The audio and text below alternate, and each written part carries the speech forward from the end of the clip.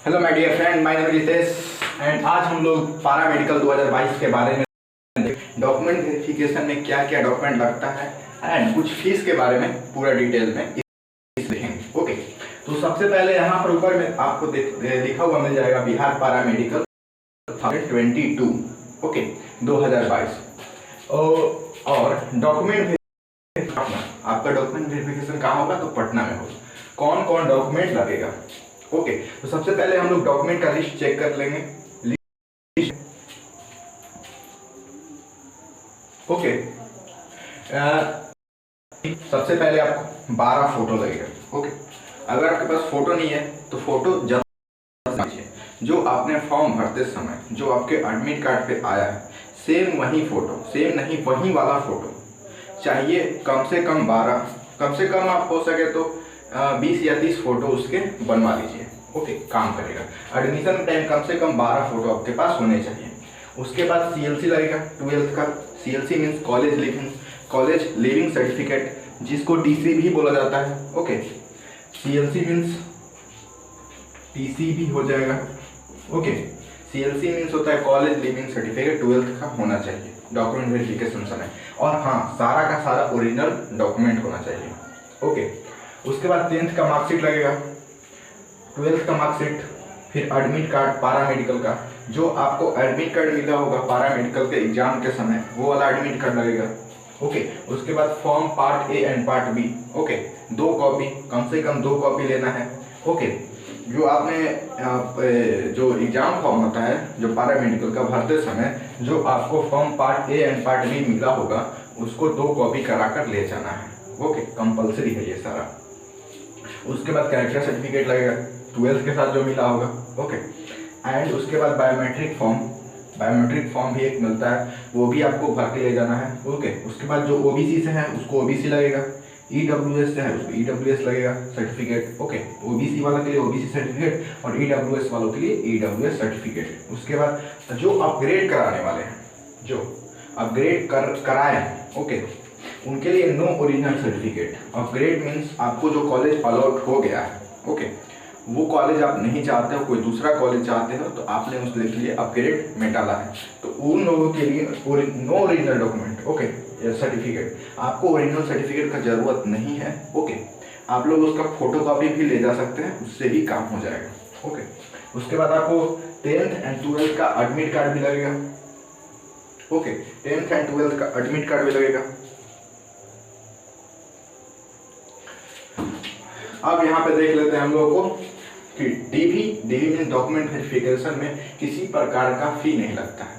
Okay, आप जब DV कराने जाइएगा मीन्स डॉक्यूमेंट वेरिफिकेशन, तो आपको किसी प्रकार का फीस नहीं लगता। अगर कोई चार्ज करता है तो आप बोलो कि मुझे पता है कि डॉक्यूमेंट वेरिफिकेशन में किसी प्रकार का कोई फीस नहीं लगता है, तो आप क्यों ले रहे हो? ओके, कहीं कहीं सुनने में आता है कि किसी को ले लिया जाता है, ओके, घूस के तौर पे या जो भी हो।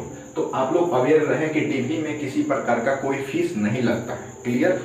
उसके बाद no admission fees in the college. जब एडमिशन कराने आप कॉलेज में जाइएगा, डॉक्यूमेंट वेरिफिकेशन पटना में होता है और एडमिशन जो आपका कॉलेज अलॉट हुआ होगा वहाँ पे एडमिशन होगा। तो जब आप वहाँ पे एडमिशन कराने जाइएगा तो वहाँ पर भी किसी प्रकार का आपको फीस नहीं लिया जाता है। ओके, किसी भी प्रकार का चार्ज लिया जाएगा तो उसका सामान मिलता है। अगर आप एडमिशन के टाइम जाते हैं कॉलेज में और आपसे किसी भी प्रकार का चार्ज लिया जाता है तो उसके बदले में आपको कुछ ना कुछ दिया जाता है, या फिर कुछ सामान देने के लिए वो चार्ज लिया जाता है। बल्कि एडमिशन चार्ज वो नहीं होता है। जैसे कि जब आपसे किसी प्रकार का फीस लिया जाएगा तो वो अप्रॉन का हो सकता है। ओके, अप्रॉन जो पहनने वाला होता है, कैप टोपी जो होता है, ओके, प्रैक्टिकल कॉपी भी मिलता है। ओके, और आईडी कार्ड भी आप लोगों का लगता है। तो इन सब के लिए आपसे चार्ज लिया जा सकता है और लिया जाता है। ओके, उसके बाद कम्युनिटी बैग भी एक होता है, वो भी आपको लिया जा सकता है। ओके, तो इन सब के आपसे चार्ज लिया जाता है और हॉस्टल फीस और मेस फीस लगता है। बाकी आपको एडमिशन फीस और डॉक्यूमेंट वेरिफिकेशन फीस कोई नहीं लगता है, कुछ नहीं लगता है, वो 0 रुपया होता है। ओके, उसके बाद है हॉस्टल फीस। जब आप हॉस्टल में रहिएगा या जिस कॉलेज में हॉस्टल है वहाँ पर हॉस्टल फीस लगेगा तो 0 रुपया। Okay, no fees. उसके बाद एडमिशन फीस कितना होता है? तो 0।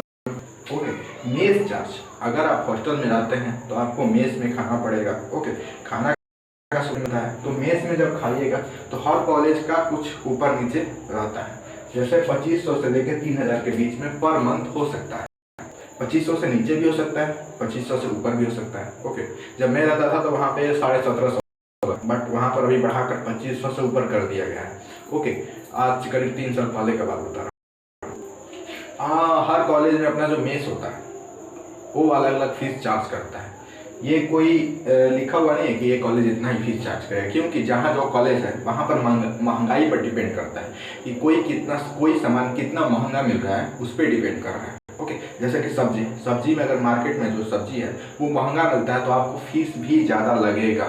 ओके, वहाँ के सामान कैसा मिलता है उस पर डिपेंड करता है। या जो मेस वाला है वो कितना आपको मेनू दे रहा है। ओके, मेनू यानी कि जो सुबह शाम का खाना हो गया वो कितना अच्छा आपको खाना दे रहा है, उस पर भी डिपेंड करता है। अगर खाना अच्छा होगा, अगर खाना हेल्दी होगा, अच्छा होगा, और कुछ जैसे कि तला भी होगा कुछ, तो उसमें के उसके लिए भी आपको चार्ज देना पड़ सकता है, वो भी ज़्यादा। अगर आपका मेनू अच्छा हो तो ज़्यादा चार्ज लगेगा। 3000 से ज़्यादा भी कहीं कहीं देखने को मिल जाता है, पर अप्रॉक्स में 2500 से 3000 के बीच में ही लगता है कंफर्म। ओके, लगभग।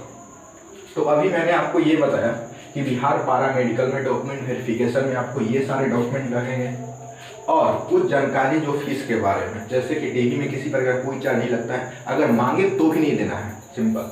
और नो एडमिशन फीस।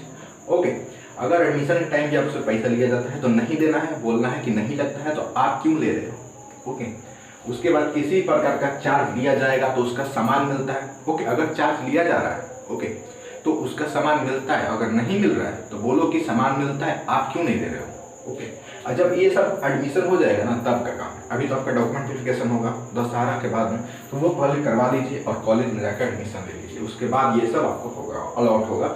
हॉस्टल भी अलॉट होगा, हॉस्टल फॉर्म भरना पड़ता है। ओके, उसके बाद हॉस्टल रूम नंबर अलॉट किया जाता है, देन आप लोग पढ़ाई कर सकते हो अच्छे से। बस, तो दशहरा के बाद में आप लोग का डॉक्यूमेंट वेरिफिकेशन होगा, तो जाइए और अच्छे से अपना डॉक्यूमेंट वेरिफिकेशन करवाइए, एडमिशन लीजिए और अच्छे से पढ़ाई पढ़िए। ओके, पढ़ाई कंप्लीट करिए, उसके बाद नौकरी लीजिए।